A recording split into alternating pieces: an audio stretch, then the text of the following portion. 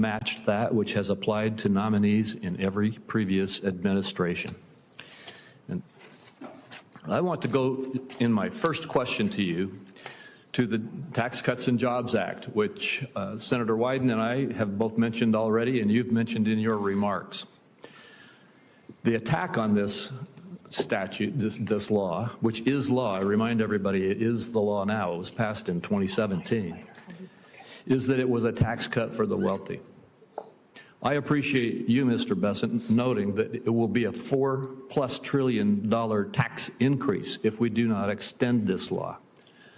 And a point that I would remind all of my colleagues is that if that $4+ trillion tax increase happens, it's not just going to be something that impacts the wealthy. It is $2.6 trillion of it. The majority of it falls on people who make less $400,000 for a family with 2 taxpayers, under $400,000 per year. That's the number that President Biden chose to say he wanted to protect it. $2.6 trillion of this tax cut hits those making less than $400,000. Moreover, massive amounts of it hit pass-through entities, small businesses across this country. This is not a tax cut for the wealthy that we're talking about. It is a tax increase on all Americans, the majority of whom are in the lower and middle income categories. My question to you is, one of our pivotal tasks is to make sure that this tax increase does not happen. Can you give us your perspective on the impact that would occur in this country if we allowed this $4 trillion tax increase to happen? Senator Crapo, thank you for this, and thank you for a few weeks. I've enjoyed working with your staff. And this is the single most important economic issue of the day. This is pass-fail. That if we do not fix these tax cuts, if we do not renew and extend, then we will be facing an economic calamity. And as always, with financial instability, that falls on the middle and working class people. We will see a gigantic middle-class tax increase. We will see the child tax credit halved. We will see the deductions halved. So it will be what we call in economics, it has the potential for a sudden stop. And as I said, traditionally with these sudden stops, it falls on working Americans. Thank you. And I would just say to you, you may be aware of this, but the Tax Foundation has indicated that if we do sustain these tax cuts and protect them from expiring and stop this tax increase, that the extension of this policy would increase the growth of the GDP in the United States by 1.1% over time. Similarly, and I don't know how they came up with the same number, but the National Association of Manufacturers indicates that if we don't extend this tax relief, that there will be a 1.1% reduction in growth of jobs and development in our economy. It seems to me that as we are talking about what to do for America, that protecting America from a 1% reduction versus a 1% growth in GDP is a critical objective. Could you just give a little bit of perspective? I know you've just answered this question in another context, but could you just give a little bit more perspective on those kinds of dynamics? And I'm sorry, I'm going to try to keep to 5 minutes, and we've only got about 15 seconds left of mine, and I want to be sure everybody else stays on time, so I will too. Could you quickly respond? Well, Senator, I would just say 20 before they were interrupted by COVID and the great success that we had. Thank you. Senator Wyden. Thank you very much, Mr. Chairman. Let me say to the nominee, I've got 4 questions that I'm going to ask, and if we both can keep it brief, I think we can get to all of them, because I think it really frames for us what the debate is all about. I'm going to start by talking about the future of direct file. This is the program that helps our people who choose it to save hundreds of dollars when they file their tax return. Last year, the IRS launched it. It was enormously popular among taxpayers, but of course, the tax software giants and their big lobby just hate it. They want to shut it down. Now, the filing season starts January 27th, so it opens in 10 days, and millions of taxpayers around the country have already been notified that they are going to be eligible to use Direct File this year. So I won't do this for every question, but I'd really like a yes or no on this one. Will you commit to keeping Direct File up and running if you're confirmed? I will commit that for this tax season, that Direct File will be operative, and the American taxpayers who choose to use it will. And if confirmed, I will consult and study the program and understand it better and make sure that it works to serve the IRS's three goals of collections, customer service, and privacy. I appreciate the answer. It means that taxpayers are going to save, who choose to use it because it's voluntary, hundreds of dollars, and we'll have a chance to see once again how popular it is with practically everybody except the tax prep software crowd. On to tariffs. Donald Trump, with no plan and no strategy, says he's going to put across-the-board tariffs, blanket tariffs on all imported goods, which means that our workers and our small businesses are going to get clobbered with additional taxes on practically everything they buy from other countries. My question here is, who would pay these tariffs? Americans or foreign countries? So this, Senator Wyden, just to understand, so I can frame the answer correctly, do you believe that these tariffs are a consumption tax increase? I believe these tariffs, you can call it whatever you want in terms of trying to gussy it up. They're going to be paid for by our workers and small businesses. And all through the campaign, we heard they weren't, that foreign countries were going to pay it. I think that's baloney. It's going to be paid for by workers and small businesses. So, your response. Yes, Senator, I would respectfully disagree. And the history of tariffs and tariff theory, optimal tariff theory, does not support what you're saying. Traditionally, we see that the current, if we were to say use a number that has been thrown around in the press of 10%, then traditionally the currency appreciates by 4%. So the 10% is not passed through. Then we have various elasticities, consumer preferences may change. And finally, foreign manufacturers, especially China, which is trying to export their way out of their current economic malaise, they will continue cutting prices to maintain market share. Okay.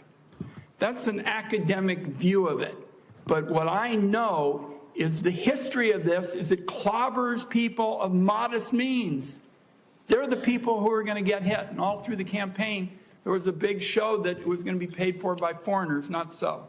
Two other questions that I want to get in. And I already made it clear, and you and I talked about this. I'm for a tax code that gives everybody the opportunity to get ahead. You and I talked about my friend Bill Bradley. He and I have been working for this for years.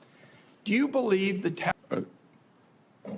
Look, in any tax system that advantages and creates distortions, it is a change that, Senator, it is a decision that was made when the tax codes were written, and so every trade-offs and distortions in favor of other the gains. It sounds to me like you do believe that it's fine to treat wealth more favorably. I couldn't disagree more. The idea that a dollar earned by a hedge fund manager has more value than a dollar earned by a teacher or a factory worker, I just think it's a disconnect with the American people. One last question, and that is about the legislation that was written in this room that was the biggest transformation on clean energy in American history.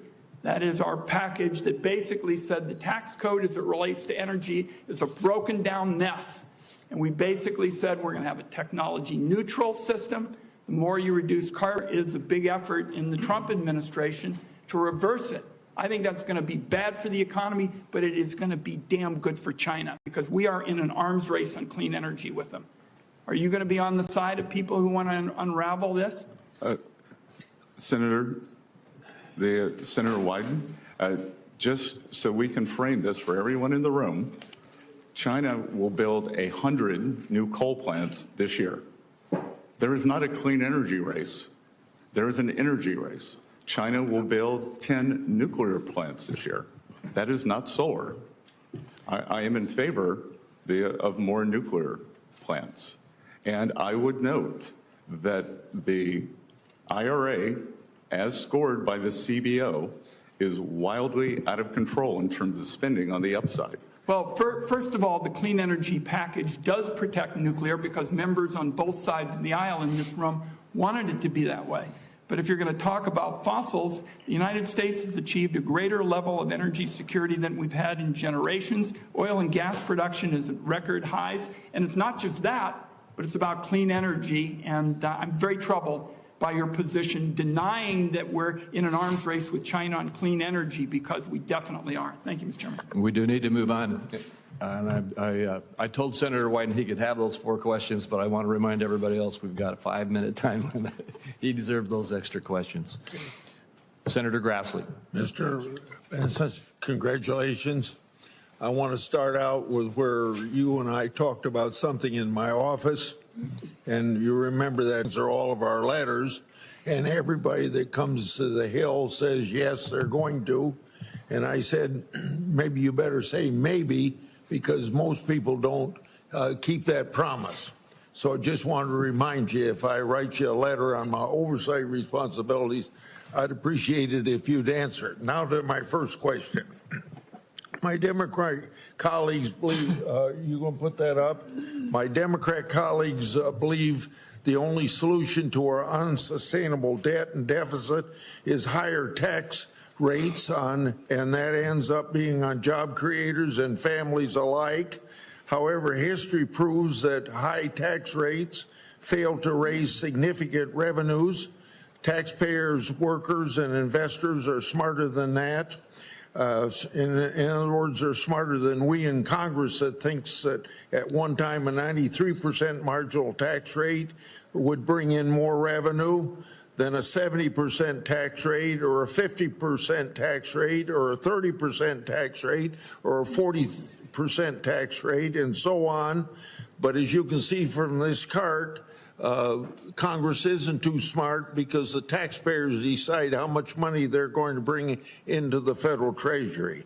Now, on the other side of the ledger, federal spending is at levels we've never seen outside of war and recession and still growing.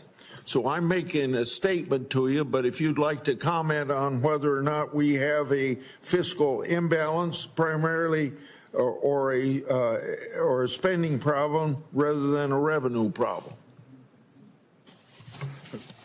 Senator Grassley, I enjoyed visiting you in your office, and will remind you that when we were talking about the American agriculture, that I may be the first Treasury Secretary nominee in a long time who knows what a section is, 642 acres, and am involved in the farming business. And yes, we do not have a revenue problem in the United States of America. We have a spending problem. That historically, for the past 40 or 50 years, revenues, federal government revenues, have averaged about 17 to 17.5% of GDP.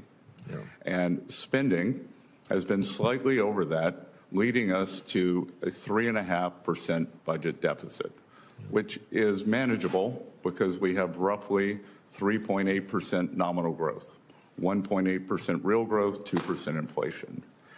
Today, as you stated, and To be clear, this is one of the things that got me out from behind my desk and my quiet life in this campaign was the thought that this spending is out of control. We are spending about 24, 25% of GDP.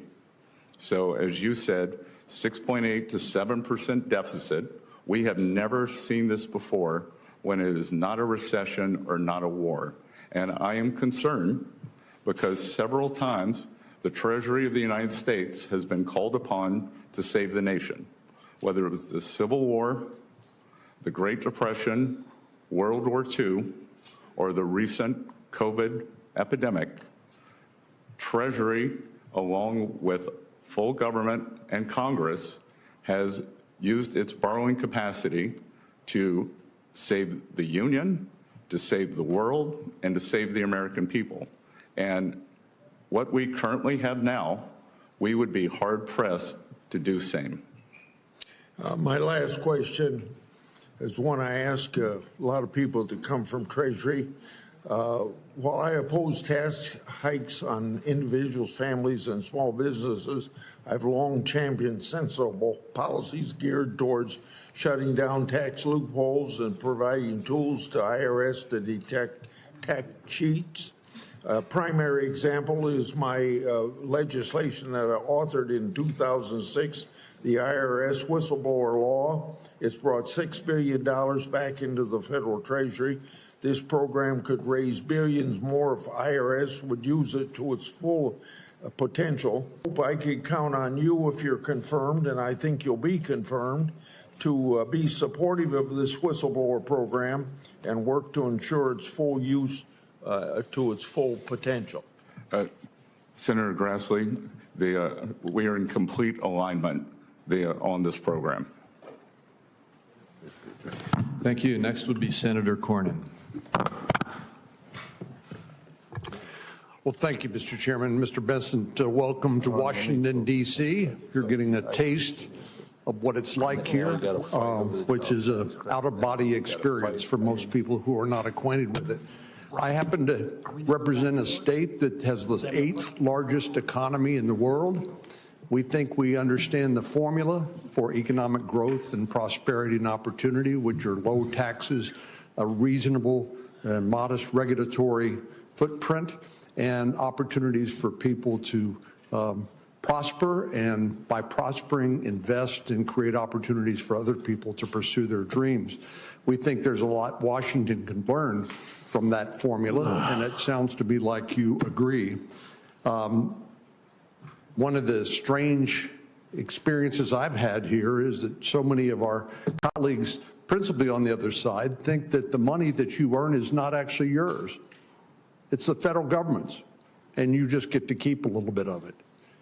Conversely, I believe that the money that people earn is theirs, and they have a responsibility to pay taxes. But as you point out, an over-tax burden or large tax burden has a way of depressing the economy and reducing standard of living. So I'm grateful for your nomination, and I think you are exactly the type of individual that needs to serve in this important position, and I support your nomination wholeheartedly. Let me ask you, in the short time I have, one sort of obscure question and another one that we discussed in our office. As you know, the market for U.S. Treasuries is the largest market in the world at $28 trillion, and it's critical to the financial stability of the United States. There's actually a proposal for an entity to clear U.S. Treasury futures at the London Clearing House, which would have control over a, heaven forbid, a default scenario in this critical market instead of the U.S. Is this a concern to you? Senator Cornyn, I enjoyed visiting in your office, and I would note that while Texas has more arrivals due to good economic policies, South Carolina has more arrivals as a percent of the population, also driven by our wonderful governor, Henry McMaster. I'm still going to vote for your nomination. I think it's 1,600 people a day in Texas, but go ahead. Yeah. Everything's in question, and one that I will investigate further. I was unaware until the past few days of this with the new exchange. What I can tell you is, as a student, a professor of economic history, that it is important for the U.S., for U.S. Treasuries, for us to be able to resolve any stress issues in the market in the U.S. We saw during the Lehman Brothers bankruptcy. So this is something that, thank you for bringing this to my attention. And my inclination is that the resolution authority must lie here in the U.S., but I will get back to you in writing with an answer on this if confirmed. Thank you. You appropriately mentioned China as one of our biggest challenges.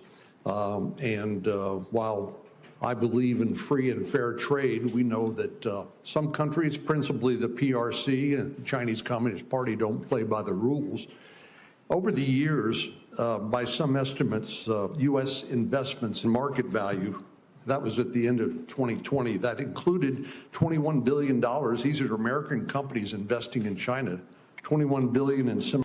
So it's pretty clear to me that U.S. investments have fueled China's economic growth, which has allowed them not only an increased standard of living, which is great for the Chinese people, but problematically, it's also allowed them to modernize their military and now threaten the peace in the Indo-Pacific and beyond. As we've discussed, I've introduced a bill that would require transparency of American companies investing in China.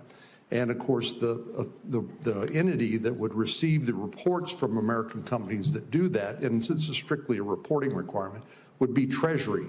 What's your view of an outbound investment transparency requirement?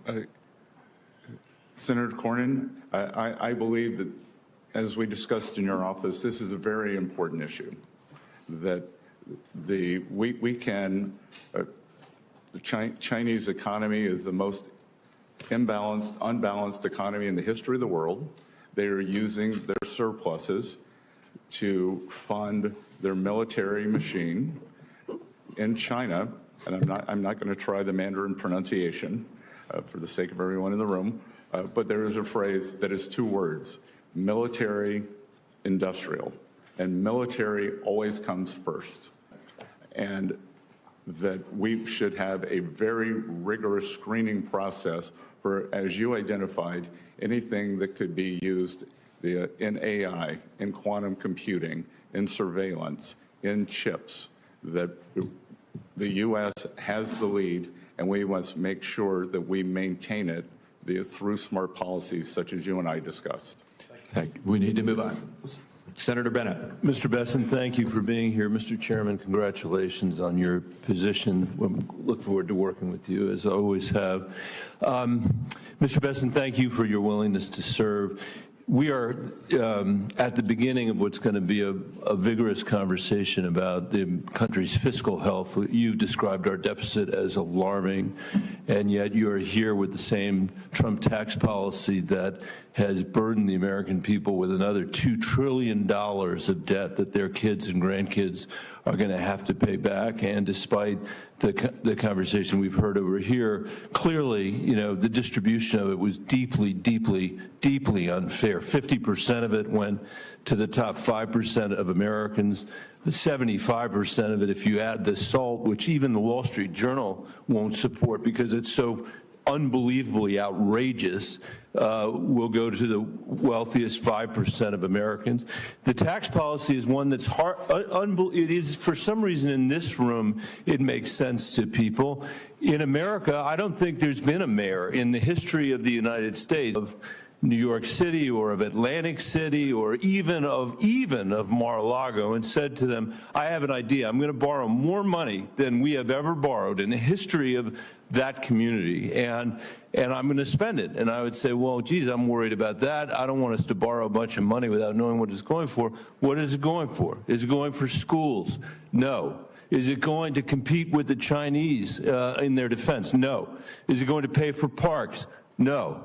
Is it going to deal with the mental health crisis that we have in America? No. Is it going to pay to secure our border? No. What are you doing with the money, Mr. Besson? What were you doing with the money, Mr. Mnuchin? What are you doing with the money, Mayor, in America? The answer is we are going to give it to the richest people in America, the richest people in our community, and expect that somehow that's going to trickle down to everybody else. That has been the Trump tax policy since the day he showed up, and no mayor in America would ever, with a straight face, say that's what they should do. And in fact, no America in history has done that. But to add insult to injury, you sit here, and Mr. Mnuchin sat here at his time and said it's all going to be paid for by economic growth. We know that's not true. We know it costs $2 trillion. So while the benefit went to the richest people in America, the cost is being borne by the children of working people all over this country. And that's what's going to happen now. It's $4.6 trillion this time, not $2 trillion. And then you come here, and this is my question, Mr. Besson, and you sneak into your opening statement that we have a spending problem, and what we have to focus on, as you said, is discretionary spending after your crocodile tears about how China is out competing us. And as you know, because you're a smart person, and you've spent a lot of time on Wall Street, just like your predecessor did, discretionary spending is about a third of our overall spending. 17% of what we spend is domestic. 17% roughly of what we spend is military spending, that spending you were talking about with respect to China. There are so many things I think you owe the American people after we have seen the catastrophe of the result from the tax cuts the last time and the fact that the benefits went to the wealthiest people. But don't you at least owe the American people a refund for the $2 trillion that they've already incurred because of the last round before you get to the $4.6 trillion? Can't we think of a better idea in the halls here than cutting taxes for the wealthiest people and expecting that it will trickle down to everybody else when we have the profound needs that you have talked about? When we're living in an economy, you had the American dream. We heard you say that, where fewer and fewer people can get ahead, where this generation of Americans is going to be the first generation to leave less opportunity, not more, to our kids and our grandkids, where we see massive income inequality and wealth inequality when Trump was president, when Biden was president. Can't we think of a better idea than that? And at a bare minimum, and this is tiny, don't we owe them an answer about what, before you come in here and say that the most important thing we should do is cut taxes for the richest people in America? Senator, thank you. And I would respectfully disagree with much of your categorization in terms of the benefits accruing to the richest Americans.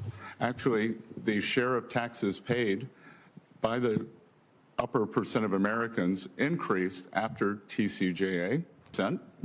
The top 50% of Americans now pay 98% of taxes, and working families had real wage increases in 2018 and 2019, and going into 2020 pre-COVID.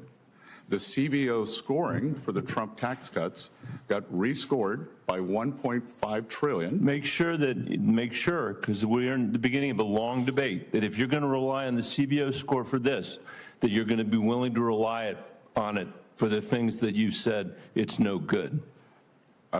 Look, I'm not in love with CBO scoring. I know that. That's why now you're relying on it. So I'm just saying, it's not funny money. This is the American people's money. We can do math. Every mayor in America has to do math. And we're going to insist that you do the math too, because we know George Soros understands the math when you work there, and you understand full well what's going on here, just like Steve Mnuchin did, just like Donald Trump does, and we're not going to let it happen against the American people. Thank you, Mr. Chairman. Thank you. And I again remind my colleagues, we need to hold our time to 5 minutes. Senator Cassidy. Mr. Besson, I'm always going to pronounce your name as if it was in South Louisiana, and I'm going to pronounce. Let me compliment you on substantive answers. Sometimes we get people here who just rope-a-dope, and they'll have a set of statements such as have been just delivered, and all due respect to my colleague, and they just rope-a-dope, and you actually give substantive answers. I thank you for that.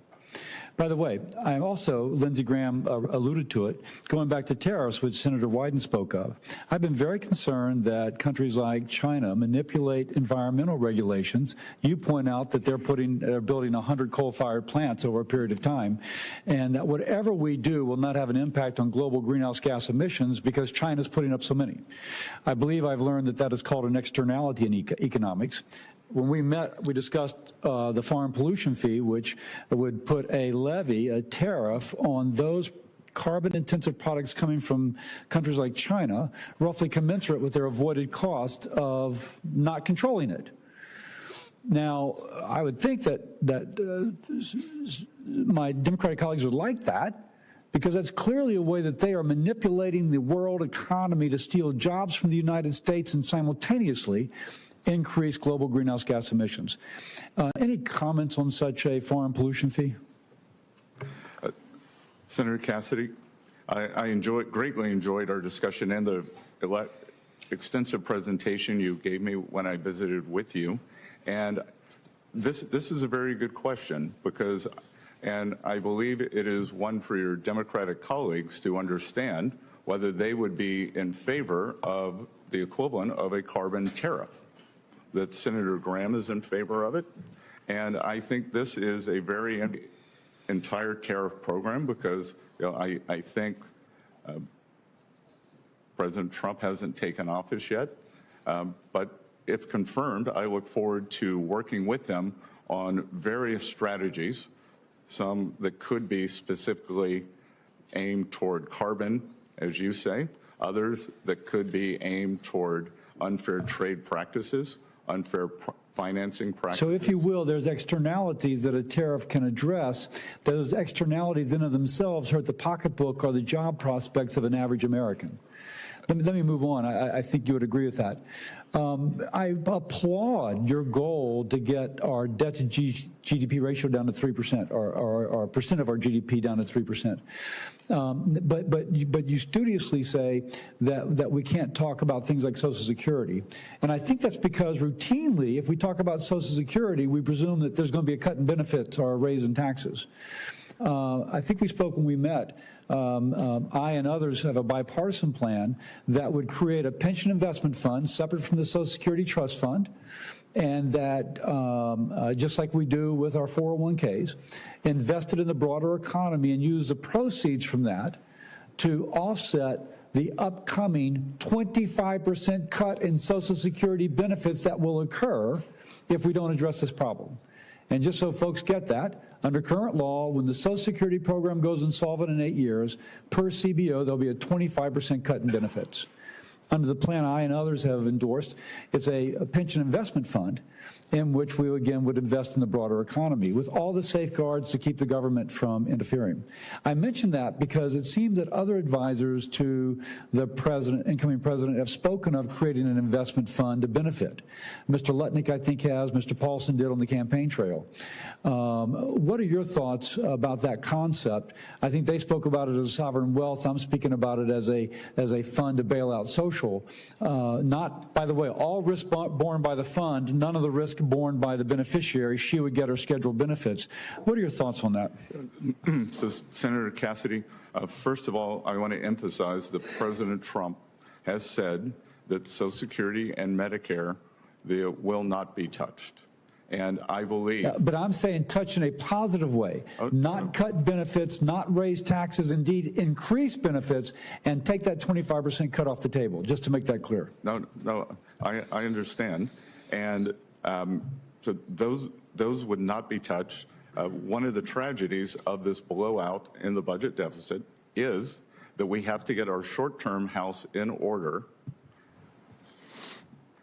to discussion to leverage the asset side of the U.S. balance sheet, as we discussed in your office, in favor of a fund, whether it's a sovereign wealth fund, something, as you discussed, a supplemental fund.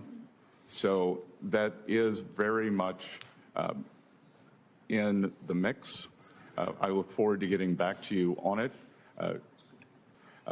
If confirmed, this is something that I think could be very exciting, because we always look at the debt of the United States, and we have fantastic assets that could be earning, leveraged, or used for multiple revenue-generating opportunities. Thank you. Thank you.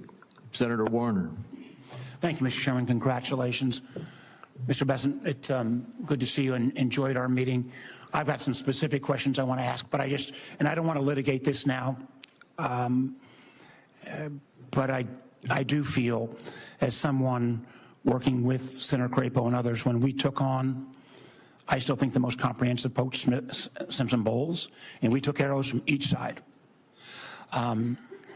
And I'm looking at any kind of pro-growth policies possible, but I just respectfully want to say there is not an industrial nation, first world industrial nation in the world, that gets anywhere close to meeting their revenue needs, and I'm not proposing that America spend anywhere like the Europeans at 17 to 18% of GDP. It's never happened historically.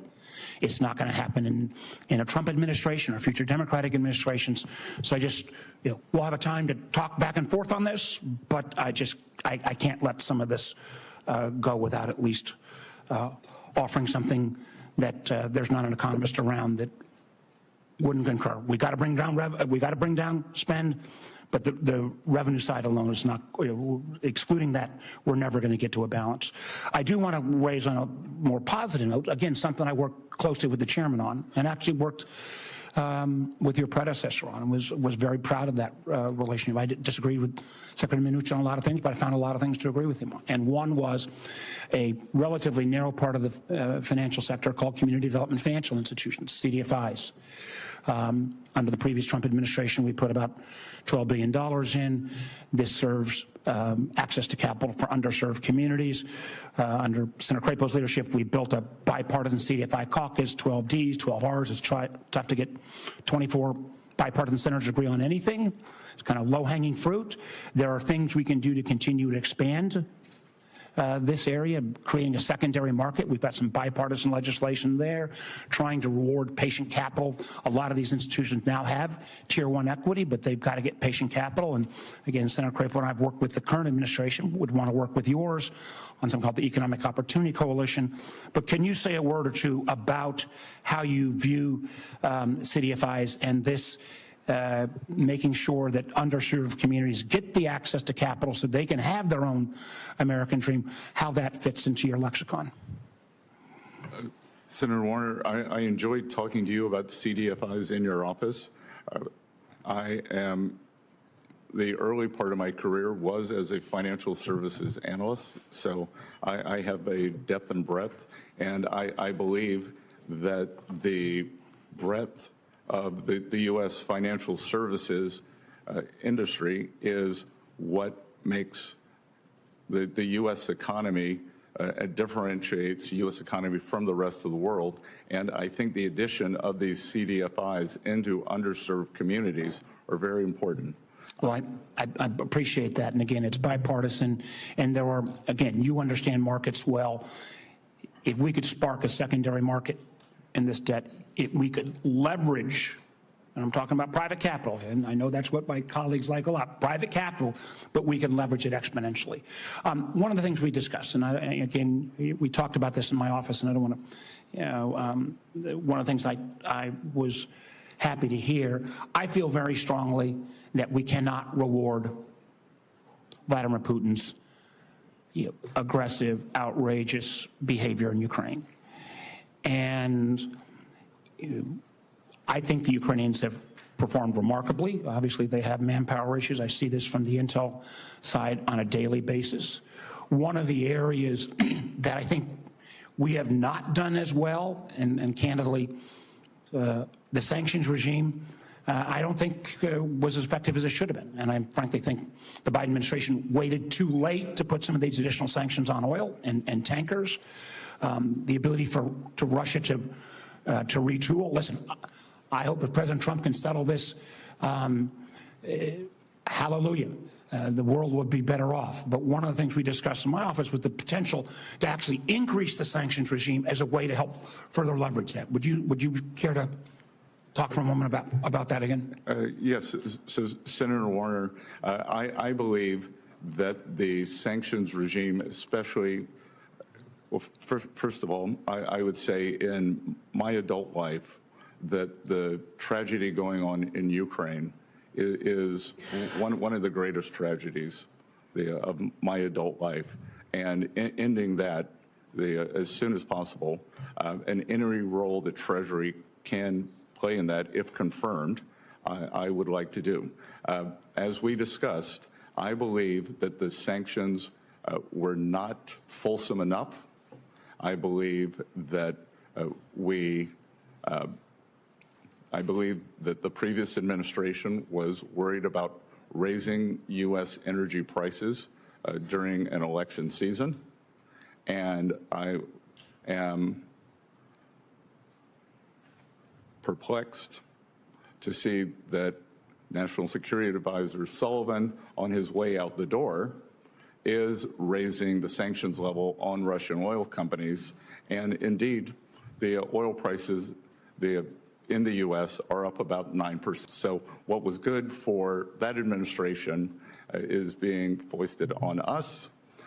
But having gone from, I think, low-level sanctions to mid-level, that if any officials in the Russian Federation are watching this confirmation hearing, they should know that if I'm and as part of his strategy to end the Ukraine war, that I will be 100% on board for taking sanctions up, especially on the Russian oil majors, to levels that would.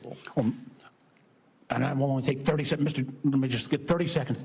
Thank you for that, because I think it's important that we don't take these tools out of the toolkit. We can litigate what the past administration did and when they did it, but increasing pressure on Putin to bring about a resolution, I very much appreciate your willingness, and I hope you will be an advocate for keeping those sanctions on and actually advancing them even further. Thank you, Mr. Chairman. Thank you, Senator Warner. Senator. Thank you, Mr. Chairman. Mr. Besson, good to see you again. Thanks for the time in the office to be able to talk through a lot of these details as well. I was interested to be able to hear your statistic you shared earlier that after the Tax Cuts and Jobs Act of 2017, now we've had several years to be able to see what happens. And now I believe the statistic you gave is the top 50% of earners in America now pay 98% of the taxes. Did I hear that correctly? Because I've heard over and over again that it is only the wealthy, only the big companies. To ask their CPA this year when they're filing their taxes, what if the Tax Cuts and Jobs Act expires next year? What would my taxes be next year?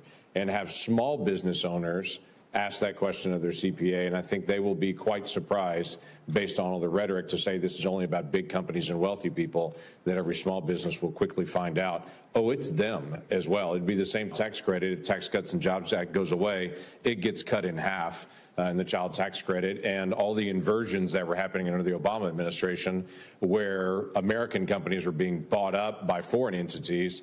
Now that's actually switched. Now American companies are buying foreign companies and those jobs are coming here. So there's been a tremendous amount of benefit in that. The one challenge that we've had on this committee has been a conversation with Janet Yellen about Pillar 2.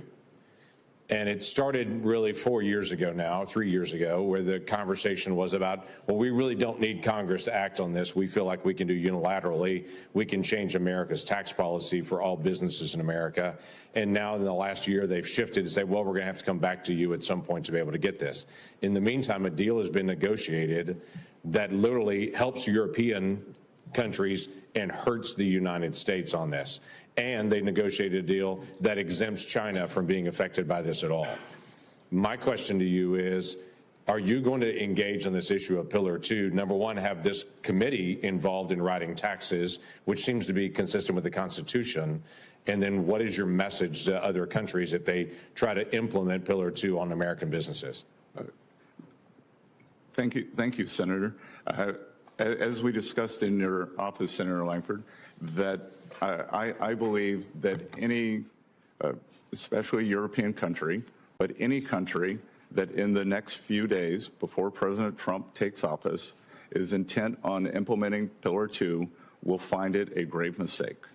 That The taxation of U.S. companies is a sovereign issue, and that authority lies with this Congress, and I will respect that. I will work with you to undo what I think has been a terrible policy. Yeah, which I would agree, and many members in this committee would agree, that not only they went around Congress violating the Constitution, but it deliberately hurt American companies. And I just think that's really terrible policy on it. It truly was America Last policy. On the energy side, you've talked a lot about energy production. I'm Oklahoma, and unashamedly, we're all the above and all the below energy. We probably have more wind and hydro and solar production in my state than any other state on this dais, with very few exceptions, but we also use oil and gas. And we're going to produce all the energy that our state needs to be able to make sure that we stay stable on that. One of the issues that is a business issue for small or large businesses that I've been fighting for is a stable bonus depreciation amount. This is not about the type of energy or the type of business even. It's if you're actually investing in your company and trying to grow your company, that you would know what that bonus depreciation. Now, this will help with pipeline productions, but it will also help a pet shop and a hair salon and a restaurant just as much as well. And so thoughts on bonus depreciation and just a stable rate for that? So, Senator Langford, you're referring to the 100% immediate? Yes, what has been in the past, but for, quite frankly, a stable rate, period. Right now we have a diminishing rate that's unpredictable. Yes. So I think that increasing the after-tax return on capital for U.S. companies, especially small business, is one of the greatest forms of job creation that we could see. Yeah. And to go back to your point on energy production, we've heard much here today saying that we are at a record amount of energy production, and we know that's a canard. We are barely above where we were in 2020, and if we were to look at the before in 2025, we are well below those.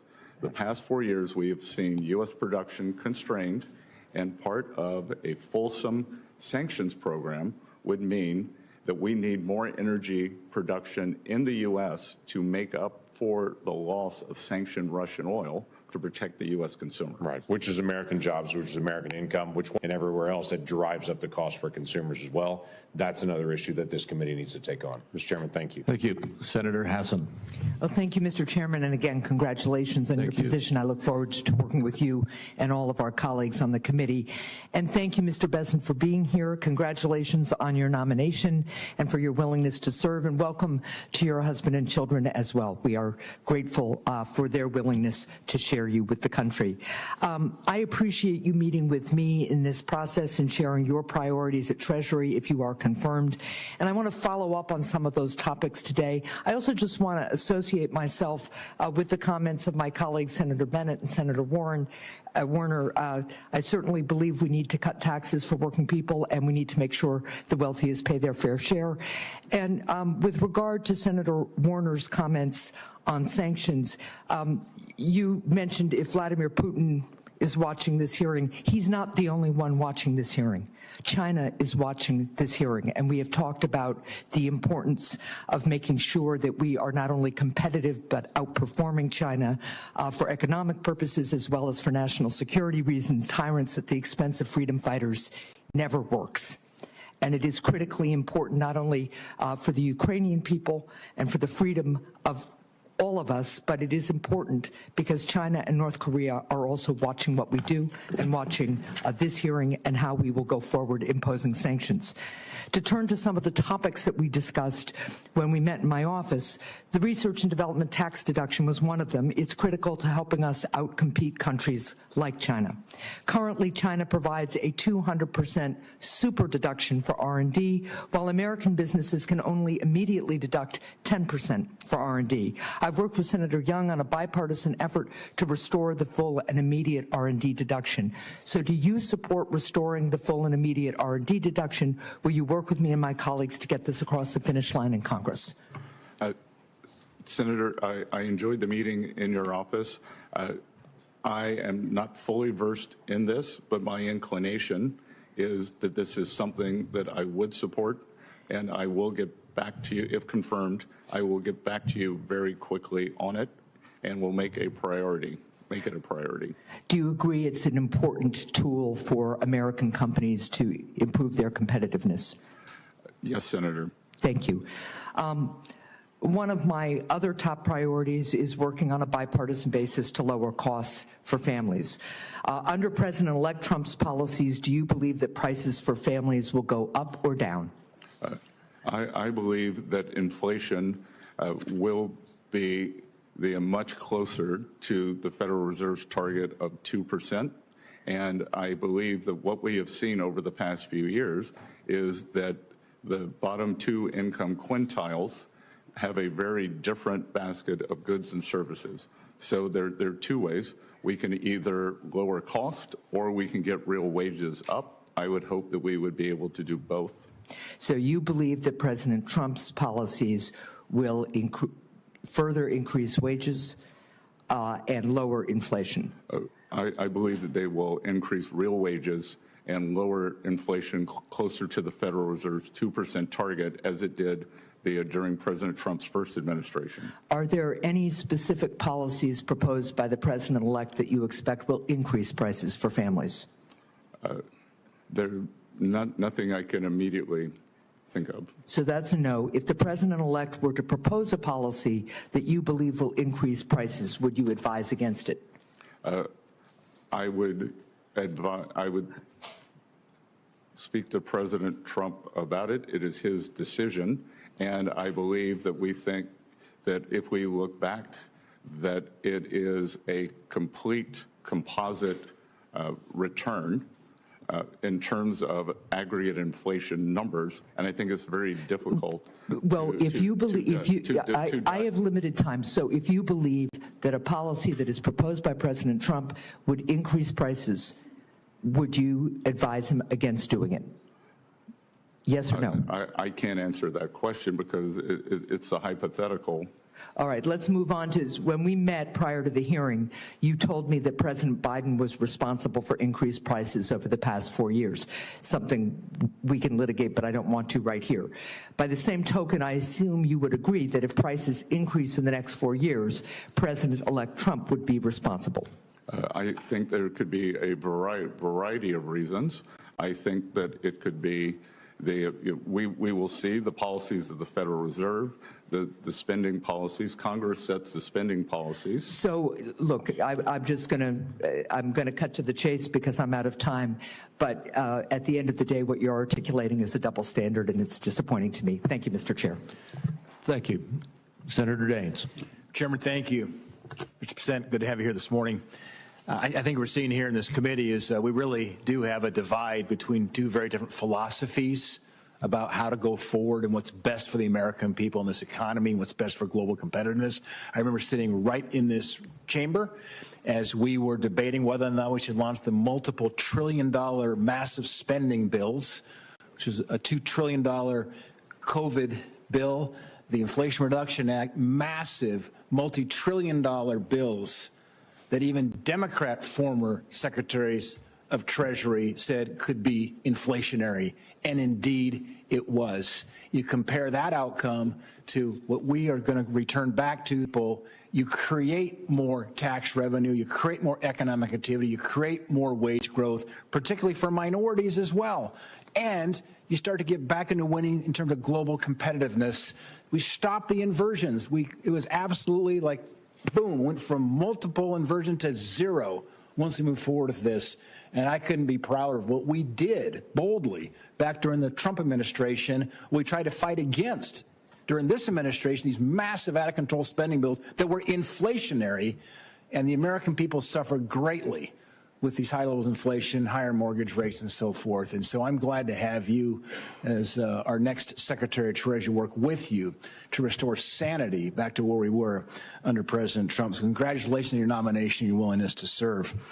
With the expiration coming of these tax rates, we're facing a $4.3 trillion tax increase if we don't act this year. As we begin drafting this bill, and I applaud Chairman Crapo, he brought us together as ranking member last year prior to getting the majority back, anticipating we might have this moment. And we started talking about what what are some key themes? Then we got into the details over several months of working groups for this next tax bill to renew and protect, preserve the tax rates and prevent a $4 trillion tax increase. One of the key words was permanency. Permanency. I've expressed my support for the use of current policy baseline. I've expressed my support for permanency because we add uncertainty here in Congress with expiring tax code provisions. It's time to make them permanent, to take one additional burden away from the American people wondering what's going to happen with Congress, whether my tax rates will depend on what happens in the next election or what happens if Congress can act. Let's take that off the table with permanency. My question, Mr. Bessent, is you've said we need to grow our way out of our current economic situation. I couldn't agree more. And that's just the philosophical divide we face here. Somebody who embraces more the supply side idea, reduce rates, unleash capital into the free markets and let those markets decide where that investment relies versus a bunch of bureaucrats here in Washington with wasteful spending. How does permanency and certainty of the tax code affect our ability to grow out of these problems? Senator Daines, I've enjoyed getting to know you over the past year with your work on the National Republican Senate Committee and talking to you in your office, and also discussing your history in the private sector, both with the big company and small companies. And a question like that makes it clear to me that you understand the incentives, that it is incentives that drive everything in tax policy. And I can tell you that since November 5th, for small businesses, we have seen the biggest increase in optimism since they have been keeping the metrics. So certainty, small business owners, many of whom they are pass-through corporations, believe that we will get the tax TCJA across the line. I think we could see a bigger increase in optimism. In economics, when we have something we can't define, we call it animal spirits. And I think we are seeing animal spirits, a nascent move up, but permanency and forward guidance gives people certainty. We get capital and investment, we get hiring, we get real wages. Employers want to keep train and expand their workforce. So everyone wins with permanency, certainty.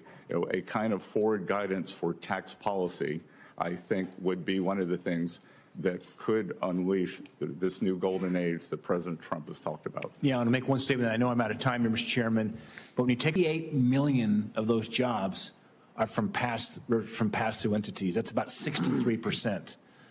Which tells me that, and that's the part that's expiring, 63% of the private sector jobs are taking a look at what's going to happen here in Washington over the course of the next 6 to 8 months. Very, very important we make these rates permanent and prevent a tsunami of $4.3 trillion tax increase that will come if we don't act. Thank you, Mr. Bessent. Thank you, Senator Cortez Masto. Thank you, Mr. Chairman. Mr. Bessent, good to see you. Thank you for meeting with me. Welcome to your family as well. Let me ask you this. I'm going to talk a little bit about the ACA premium tax credits. Over 80,000 of my constituents in Nevada receive that premium tax credit to assist them in affording their health care coverage. And on average, these credits lower an American's health insurance costs by $530 per month. Congress provided an enhanced PTC in 2021. But that policy expires this year, and without the enhanced PTC in place, millions of Americans are going to lose their health coverage. So as the person most responsible for tax policy in the incoming administration, would you commit to opposing any attempt to remove or not renew these credits? Senator, as we discussed it in your office, and as it's just been a brief time since we met, I committed to you that I would research this. I have not had time to do it before this hearing, but if confirmed, I would get back to you with all deliberate speed in investigating this. Thank you. I appreciate that. And let me just say you would agree that these tax credits, because they're current policy, they actually extend current tax policy costs that you agree that extending current tax policy actually costs money.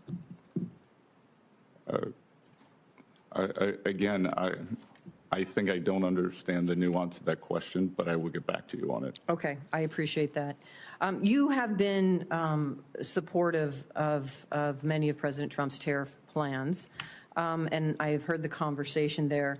So I am not going to go into that, and we've talked a little bit about it in my office. But let me jump back to these credits that were imposed that some of my colleagues are. Manufacturing tax credit supports thousands of jobs in the Reno area and billions in investment across my state. It also is key to reducing dependence on China for the critical minerals we need for our military and supports mining jobs in Nevada. We are a mining state. We are mining critical minerals. And so will you commit to opposing any effort to repeal or reduce the 45X tax credit, which is not just a benefit in Nevada, it's a benefit in other states as well, including Alaska?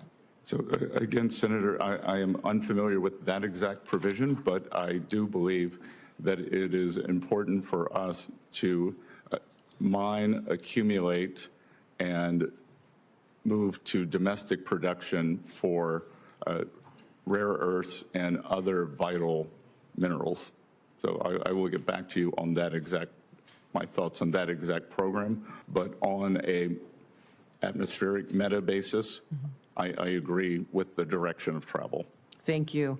Let me ask you this. We also talked about this. President Trump has stated that he thinks that the president should have influence over the decisions of the Federal Reserve. And we discussed this in my office, and I appreciate that opportunity. Does it continue to be your view that the Federal Reserve should be independent of the president? Of course, and I actually believe that the notion that President Trump believes he should have influence, there was, I believe, a highly inaccurate Wall Street Journal article saying that he believed something to the effect of he should be in the room. President Trump is going to make his views known, as many senators did.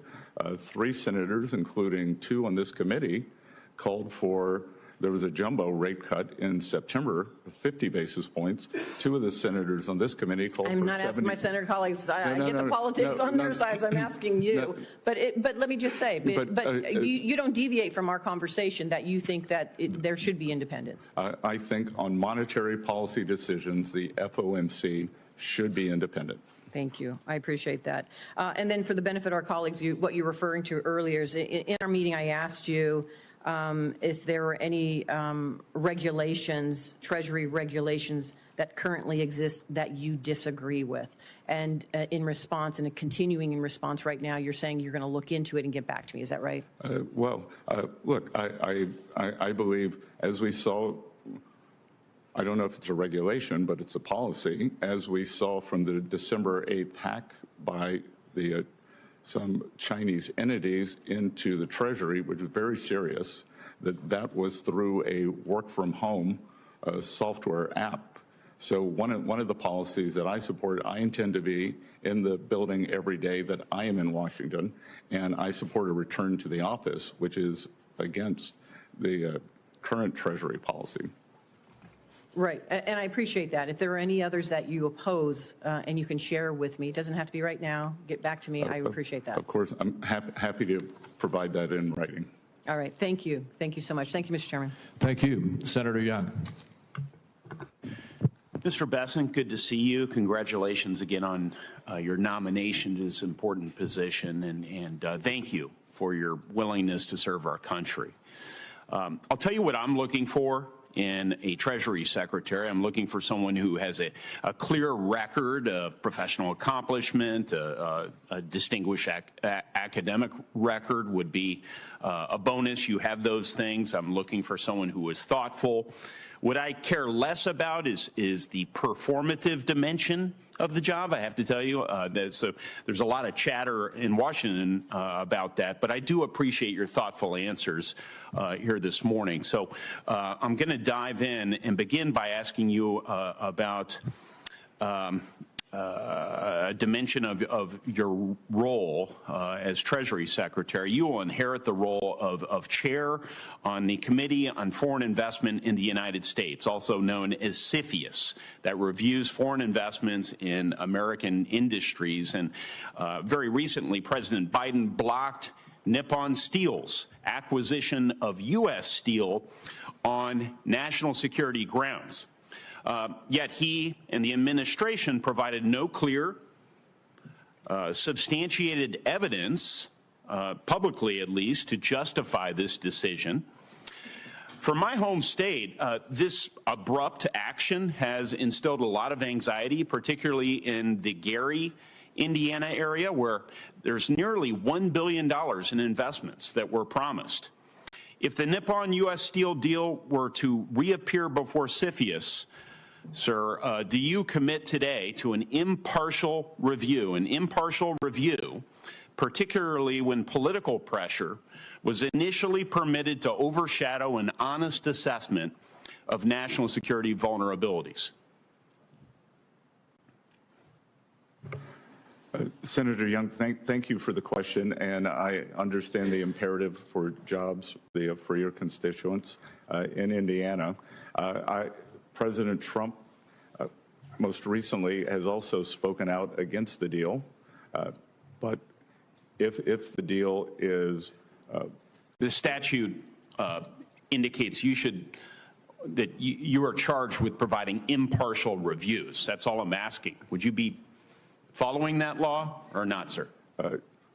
Impartial reviews, sure. So it is currently in litigation. The review is closed, but if it reappears, that CFIUS will conduct the same review that it always does. Yes, sir. Okay. Well, thank you. We may have an opportunity to work together on that effort. Mr. Bessent, your nomination comes at a time when tariffs are central to our economic debates, particularly on issues like inflation, supply chain resilience, and job creation. Now, I believe that in moderation, tariffs, for a time, strengthen America's negotiating leverage with other nations, and they can strengthen certain national security relevant industries. But overuse of tariffs can inflate costs and provoke trade retaliation. As Hoosier farmers have experienced, leaving already thin producers if major trading partners impose steep duties, and how do you envision the Treasury Department's role in supporting them? Thank you, Senator Young. As I mentioned before, and I may have mentioned in the farming business, and soybeans and corn, so I'm very sensitive to this and very up to date. The American farmers have been very loyal. 90% of rural voters voted for President Trump, so they should know that their interests are his interests. And when you ask what I would do specifically, I have said recently, the Biden administration kept on all of the Trump tariffs, but what they did not do in the agreement with China was enforce the purchase provisions. So if confirmed, next week, if confirmed, I would begin pushing for the purchase to push the Chinese for a catch-up provision over the past 4 years.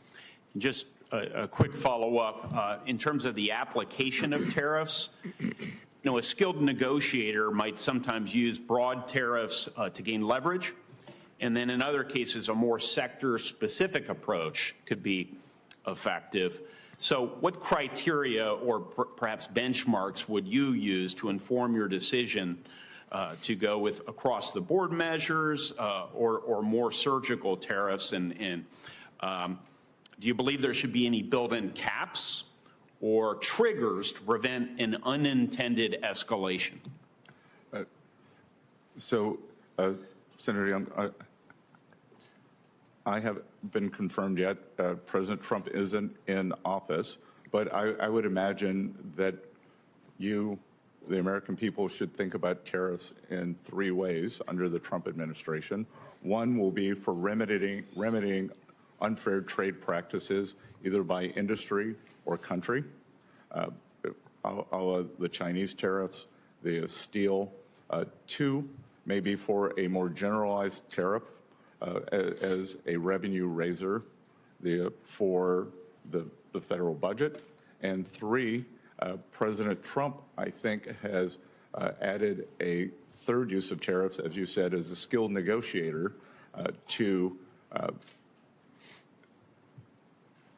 he believes that we've probably gotten over our skis a bit on sanctions, and that sanctions may be driving countries out of the use of the U.S. dollar, so that tariffs can be used for negotiations, whether it's for Mexico on the fentanyl crisis. I think you and the American people should think about those three broad categories. Thank you. We need to move on. And next is Senator Sanders. Senator Sanders, I don't believe you were here when I welcomed everyone to the committee this morning, but as a new member of the committee, I personally welcome you and look forward to working with you. Well, thank you very much, and it's a pleasure to be here. Being in the office the other day. Mr. Bessent, the United States today has more income and wealth inequality than has ever existed in the history of our country. You got three people on top. Mr. Musk, Mr. Bezos, and Mr. Zuckerberg, who are now worth almost $1 trillion. That is more than half of the bottom of our society, some 170 million people. Three people, more wealth than the bottom, 170 million. We have more concentration of ownership today than we have ever had. We have more concentration of ownership in the media, where a handful of billionaires like Musk, Bezos, Rupert Murdoch increasingly own the media and the information that the American people receive. We have a corrupt campaign finance system in which a small number of billionaires in both political parties make huge contributions into the presidential and congressional campaigns. When you have a small number of multi-billionaires who have enormous economic, media, and political power, would you agree with President Biden, who last night stated, and I quote, "An oligarchy is taking shape in America of extreme wealth, power, and influence that threatens our entire democracy, our basic rights, and freedoms," end of quote. That's what President Biden. Do you? Senator Sanders, I enjoyed our visit. Talk a little bit closer into the mic. I enjoyed our visit, and I hope you got my follow-up materials that on the discussions, my previous writings on the tariffs and China. And look, the three billionaires who you listed that all made the money themselves. Mr. Musk came to the country as an immigrant. I understand that, but what I'm asking you is, when you have a handful of people like Musk, who will soon be part of the Trump administration, and others, when you have three people owning more wealth than the bottom half of American society, when these people have enormous influence over the media, when they spend huge amounts of money, in both, we're moving toward an oligarchy. I'm asking you that question. Do you think, forget how they made their money, do you think that when so few people have so much wealth and so much economic and political power, that is an oligarchic form of society? Well, I would note that President Biden gave the Presidential Medal of Freedom to two people who I think would qualify for his oligarchs. This is not a condemnation of any one individual. I'm just asking you, would so few people have so much wealth and power? But do you think that is an oligarchic form of society? Senator, I think it depends on the ability to move up and down the income. No, that's not really the answer. I mean, even if you had that mobility, no matter who those individuals might be. All right, but let me ask you another question. Right now in America, we have over 22 million workers who are making less than $15 an hour, and nearly 40 million people in our country earning less than $17 an hour. Shamefully, The federal minimum wage, despite the efforts of myself and other people here, have not been raised since 2009 and remains an unbelievable $7.25 an hour. Will you work with those of us who want to raise the federal minimum wage to a living wage to take millions of Americans out of poverty? Senator, I believe that the minimum wage is more of a statewide and regional issue. So you don't think we should change the federal minimum wage of $7.25 an hour? No, sir. Okay. Mr. Bessent, millions of working class Americans who are struggling to keep their heads above water are paying outrageously high interest rates on their credit cards. Over half the American people who take out new credit cards are being charged interest rates of over 24%. During his campaign, President-elect Trump promised that he was going to cap credit card interest rates at 10%. I happen to think that that is a very good idea, and I will soon be introducing legislation to do just that. Will you, as if you are confirmed, be I want to see happen, and that is to cap credit card interest rates at 10%? Senator, I think we can both agree that many credit card companies have been bad actors throughout history, and I will get back to you once. Now, very simple question. When President Trump takes office, and if I am confirmed, I will follow what President Trump wants to do. Okay. Thank you very much, Mr. Chairman. Thank you very much. Next is Senator Smith. Thank you very much, Mr. Chair and Ranking Member, and great to be a part of this committee. I appreciate it very much, and welcome, Mr. Bessent. It's nice to see you again. I want to follow up a bit on the conversation that we had yesterday and just get into a little bit more detail, and actually some of the issues that Senator Sanders is raising. I'm focused on how we can lower costs for Americans and how we can make this economy work better for regular people in this country. And when we spoke yesterday, we talked generally about this. And you have said that you think our biggest challenge is to get after the deficit. And you've also said that your first priority is to extend the Republican Trump tax cuts, which would add $4.6 trillion to the federal deficit. And you've also said that the Trump Republican tax cuts have generated economic growth and that those benefits are going to have trickled down to everyone else. But what I see is that these Republican tax cuts have delivered massive consolidation of wealth at the top. Almost half of those benefits went to the top 5%. The top 1% got a tax cut that was 852 times bigger than the one that was received by the lowest earning working families in this country.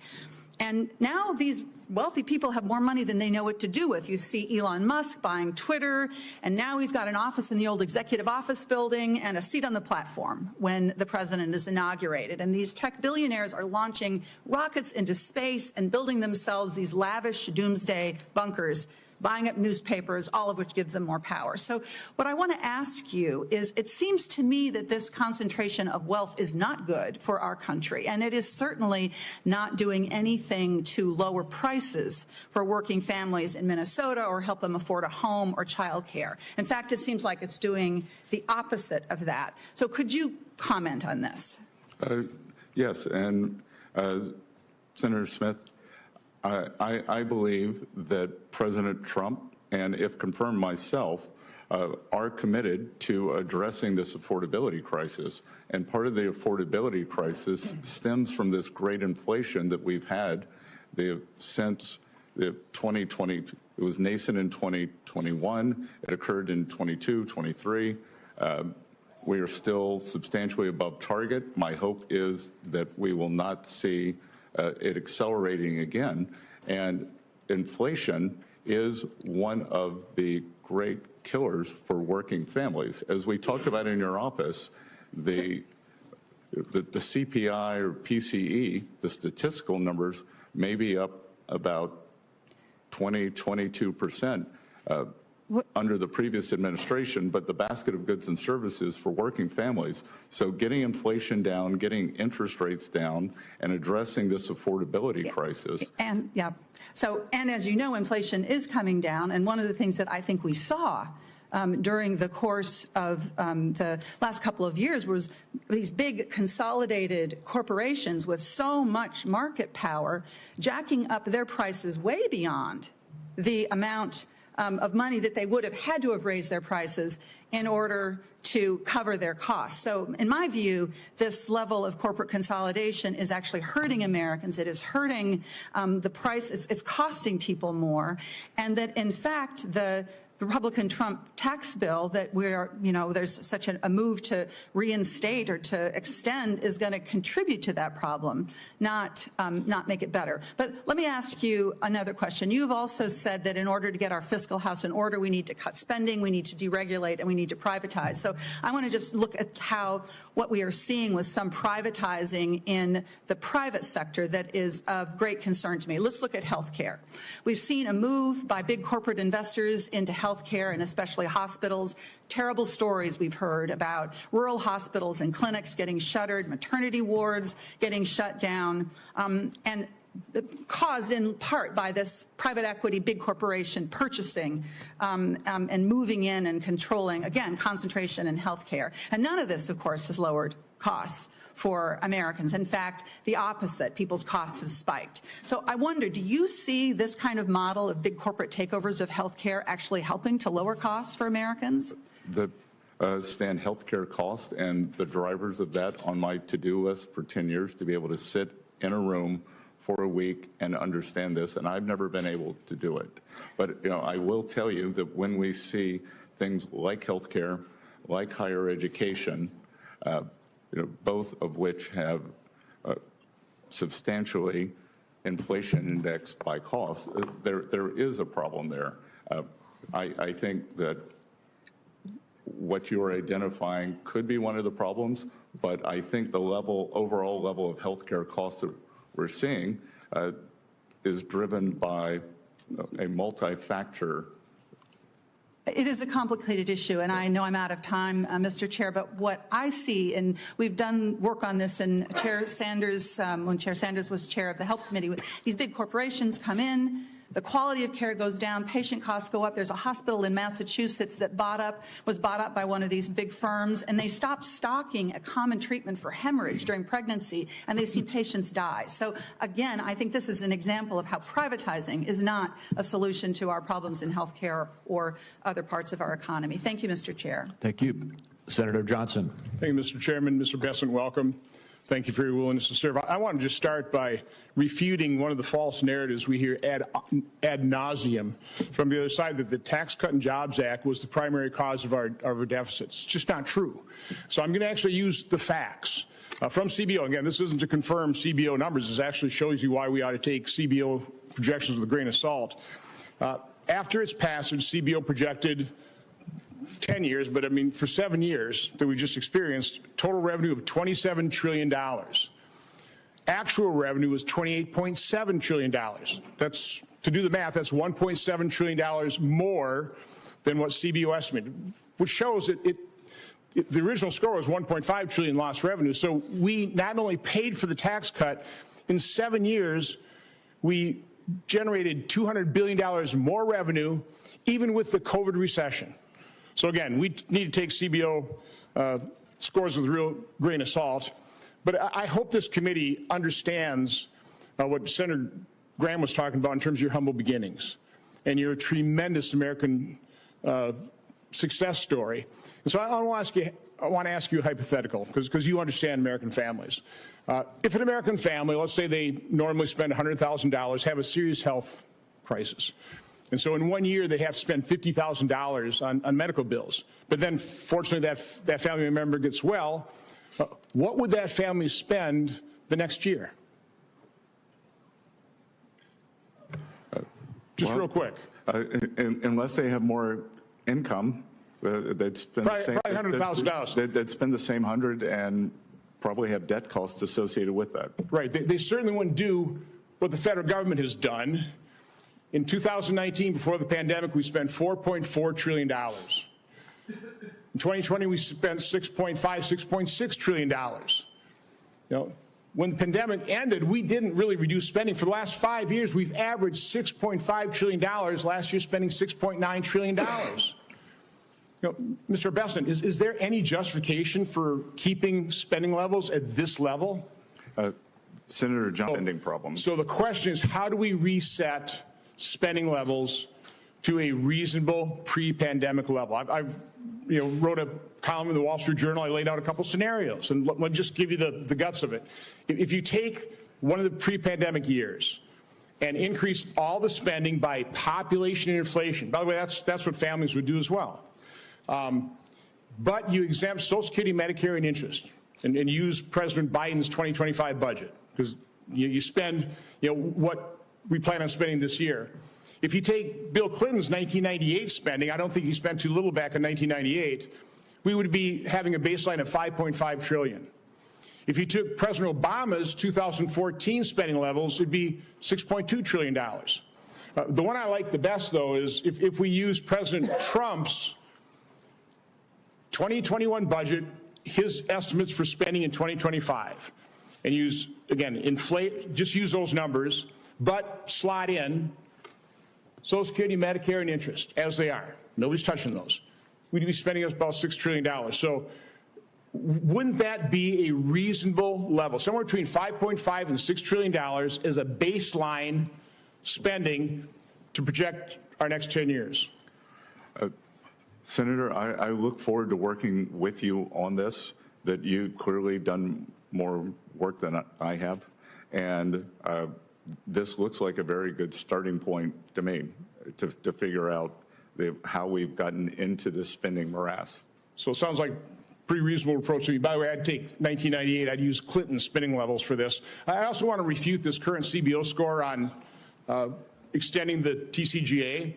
Back then, they scored the whole thing as $1.5 trillion. If you just inflate that the same way CPI, according to CPI, it'd be $2 trillion. How do they justify a score of $4.3 to $4.6 trillion? It makes no sense. So again, I think we need to take those estimates with a huge grain of salt. My final point, I heard the ranking member talk about inflation and the cost of living. Because we've incurred these massive deficits, a 1998 dollar today is only worth 51 cents. A 2014 dollar today is only worth 74 cents. A 2019 dollar is only worth 80 cents. That was caused by this massive deficit spending, the devaluation of the dollar, and a lot of devaluations occurred over the last 4 years because we spent too much money. Not because we didn't tax America enough, it's because we spent way too much money. Thank you, Mr. Chairman. Thank you. Senator Cantwell. Thank you so much, Mr. Chairman. Mr. Bissett, congratulations on your nomination, and I see your family sitting there in earnest on these equity from this committee are arguing about what we think are the right economic policies for the country. And as the Treasury nominee, with your background and experience, we still are talking about the president's policies and whether we think they're effective or not. Real GDP has increased at an annual rate of 3.1% in the third quarter of 2024. That's strong growth, right? As an aggregate number, it's strong growth. Okay. The economy added 16 million jobs over the last 4 years. An average unemployment rate is the lowest since